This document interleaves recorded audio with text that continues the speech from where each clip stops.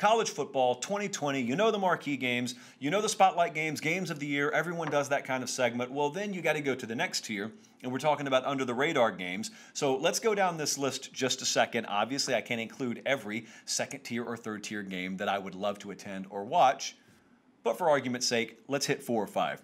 Oklahoma at Iowa State is the one that comes to mind right off the bat. This is a game that's been very competitive as of late. And it's one of those deals, like in most games, where people focus on the quarterback position. But I think, right, Brant, are you in the chat, by the way? Yeah, so Brant's in the chat. That's why I'm leading with Iowa State tonight. Happy birthday, buddy. Don't know when your birthday actually is. But this is my present to you. Everyone focuses on quarterback in pretty much every college football game, understandably so. It's the most important position in the sport. But in this particular game here, whenever these two end up playing this year, I want you to think about the difference, potentially, the difference between quarterback experience and the quarterback edge. And how would you separate the two? Because it's obvious where the experience will lie. It's in Brock Purdy entering essentially his third full year as a starter, whereas you'll have Spencer Rattler, who is entering his first year as a starter.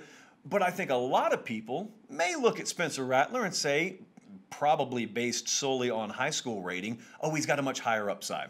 Oh, his physical potential is limitless. And I'm not denying that. I just wonder if his full potential is being reached in his first year as a starter by the time that these two play.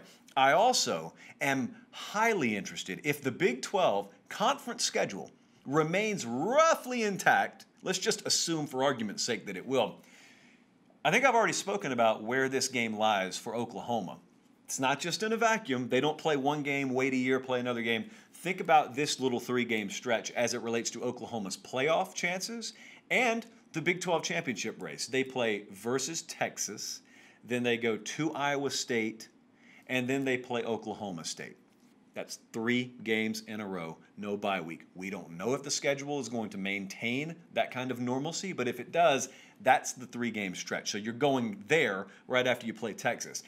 However, it's not exactly this bed of roses where Matt Campbell and company can lie in wait for a couple of weeks, because they have at Oklahoma State the week before they play Oklahoma. So a lot of people's seasons, and really the Big 12, the championship race picture there is going to be turned upside down one way or the other in the span of a few weeks there. So that's one game that I think is a little bit under the radar. I don't think a lot of people are talking about Oklahoma versus Iowa State, but we are. Here on Late Kick, we dive beneath the surface just for you. How about in the SEC? I got a couple of them here. Texas A&M at Auburn is one of them.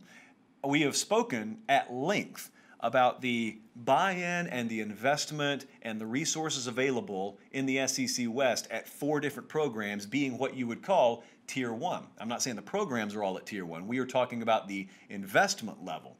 At A&M and Auburn, those are 2 places where they feel like they invest emotionally and they invest financially, if you're a fan or a donor, to the degree that it takes to be a Tier 1 program. Their facilities are to the degree that it takes to be a Tier 1 program. They feel like they recruit at a level that it takes to either challenge the Tier 1s or to be a Tier 1 program. However, neither of these are Tier 1 programs right now. Not bad, but not Tier 1. Problem being, you're in a conference and in a division with a couple of them in Alabama, and now LSU just won a national title 15 minutes ago.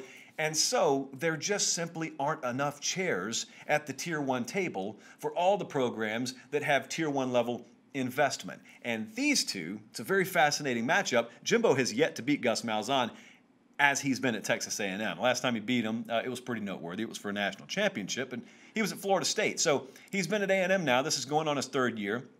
It is perplexing how they lost in his first year at Auburn. Look at the box score and don't look at the final score, and you tell me how the home team won that game. But I digress. Final score, all that matters. And so if Auburn being if they beat Texas A&M a 3rd year in a row, you're probably playing, I don't know definitively, but you're probably playing that game if you're A&M before you play Alabama and LSU. Same way with Auburn. You're probably playing A&M before you play Bama or LSU. We don't know that definitively, but we're just assuming a lot of things.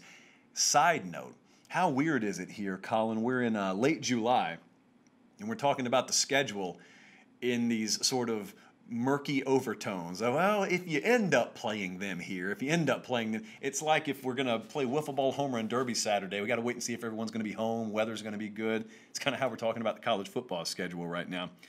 But listen, both of these programs, A&M, Auburn, they've got Alabama, they've got LSU type expectations. They're just not there yet, and there's not enough room for all of them to ever get there. So that is, especially if Auburn wins that game, things become really fascinating, and for the first time probably a little bit uncomfortable for Jimbo Fisher at Texas A&M. Long way from that point right now, though. The other one in the SEC before we move on is Florida at Tennessee.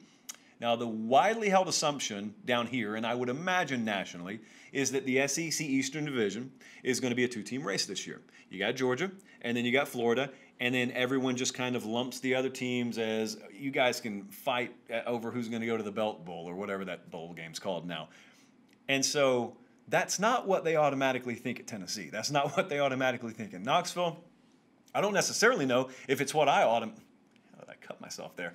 I don't necessarily know if it's what I automatically think. I certainly think that those two programs, the aforementioned Florida and Georgia, I certainly think that that's how you would properly power rate programs in the SEC East. No particular order there.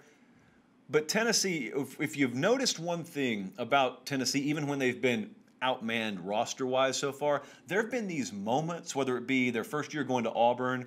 I thought last year at that Alabama game, Tennessee at Alabama, they didn't have the roster to compete with Alabama.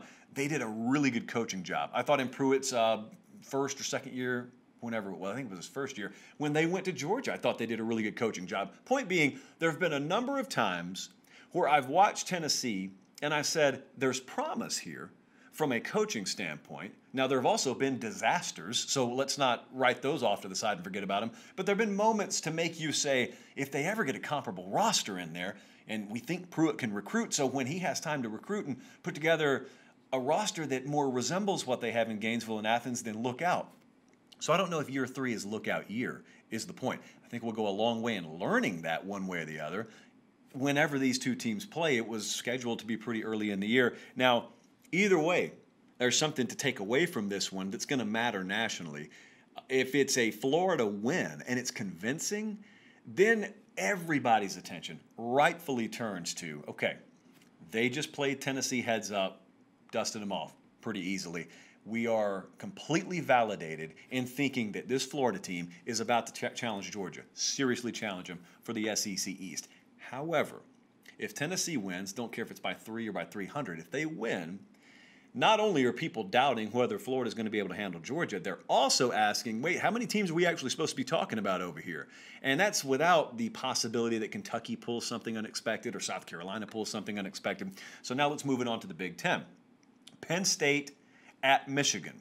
Again, we don't certainly know where these games are going to be structured, but if they're loosely structured, the schedule, conference-wise, is loosely structured the way it was going to be. We got Penn State at Michigan. I know a lot of people are focused on Ohio State. I didn't put an Ohio State game here because those are marquee games when they play these two respective programs, but we've got a kind of unique situation whenever these two finally face each other. You got a first-year offensive coordinator with a more veteran presence at quarterback, that being the Penn State situation. And then you have a second-year offensive coordinator in Josh Gaddis at Michigan. Don't really know what to expect at quarterback. I think a lot of people assume McCaffrey starts there. That's not a guarantee, but people assume he will. But even if he does, don't really know what you have there. But I'll tell you this. If either of those wins by 14 plus, what has happened? You know, if it's a close, competitive game, is what it is. Probably doesn't really spell a whole lot as to what's going to happen in the future for this year in the Big Ten.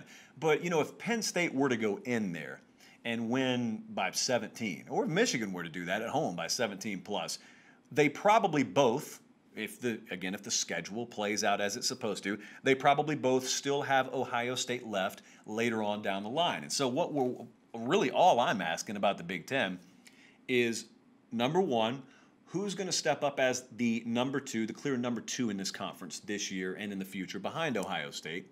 Does this game produce the answer to that question? And number 2, if it does produce a definitive answer to who's the number 2, that means you've probably seen a convincing win. And if we see a convincing win by Michigan or Penn State, then the natural follow-up is, are we seeing something that we think legitimately can challenge Ohio State this year? So those are the games that we're looking at, and now I finish out west. Arizona State versus USC. Assume this one will be played in the Coliseum. Very weird sort of dynamic going on in the Pac-12 South. On one hand, you have everyone assuming Clay Helton's on the hottest of hot seats, and it's just a formality at this point. It's a matter of when, not if, he will be relieved of his duties. But then, again, on the other hand, I've told you, don't ever assume that's going to happen. If you assume that it was supposed to have happened, then it probably should have already happened. You get yourself in a mess when you don't fire a guy, but you think, oh, don't worry, we'll get rid of him eventually. No, that never ends well, because you have things like, oh, I don't know, a national pandemic pop up to cut your football revenue and remove the legs out from under the argument that you were going to have to fire said head coach. But that's not part of what I'm talking about. What I'm talking about is, on one hand, you got a bunch of folks who think, all things equal, Helton should be out at some point this year, at the end of the year. And on the other hand, you got those same people painting USC as the favorite to win the Pac-12 South. It's not often that you see those dynamics in place, but you do have them right here. But here's what I want to focus on. This whole Arizona State deal, again, if the schedules hold up as they're supposed to, you've got Arizona State going in there pretty early in the year, and it gives you an opportunity in the Pac-12 to have a team push themselves to the forefront in Herm Edwards' Sun Devils that probably you're not talking about nationally until and if they do that.